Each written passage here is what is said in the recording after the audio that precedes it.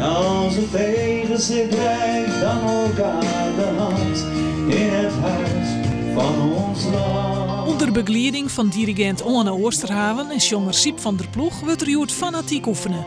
Koorleden uit de hele provincie bij binnen al jouw kwamen om haar muzikale bijdrage te leveren. Hoe gaat het? Goed, gaat prima. Ja, leuk, gezellig, goede sfeer, mooie liedjes. Ja, prima. Het slaagt het al je wel? Je had daar wel in de holle zitten? Jawel, want dat wie ik op YouTube kon wat vinden. Dus wij hingen de muziek dus. Maar we konden ook dus Hartje en meisje. Joert binnen het goed 600 koorleden. Maar de officiële opening op 22 mei binnen het er dik 2000. Op die dag zongen ze onder oren het nummer Maai Noirien, skreunterig Siep van de Ploeg. Nevens Oosterhaven en Siep wordt het een indrukwekkend geheel.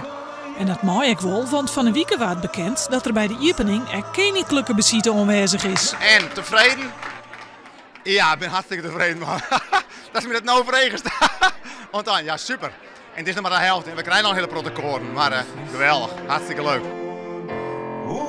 De ene is op wat hoger niveau dan de oren, maar over het algemeen is het niveau hartstikke goed. En wij jongen als Fries gewoon heel erg graag. Dus en we zijn straks met 2000 mooie bij maar om dit prachtige mooie provinciehuis te openen. Ja, ik vind het een top idee. De koorleden kregen Joert ook een roenleiding terug het nieuwe provinciehuis. Want ja, je mag er vanzelfs wel weten, weet je het alle keer verdoggen. Geweldig. Het is prachtig mooi worden. Ik had zelf ook toch hier in werken, dus het is heel leuk om er eens weer om te komen. Het ziet er heel mooi uit.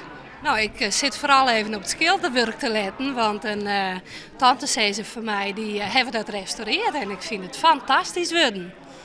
Ja. En hoe gaat het, jong? Best genoeg. Voelt zelf ook mooi, toch? Ja, klonk goed, hè? Ja, mooi. Dank u wel.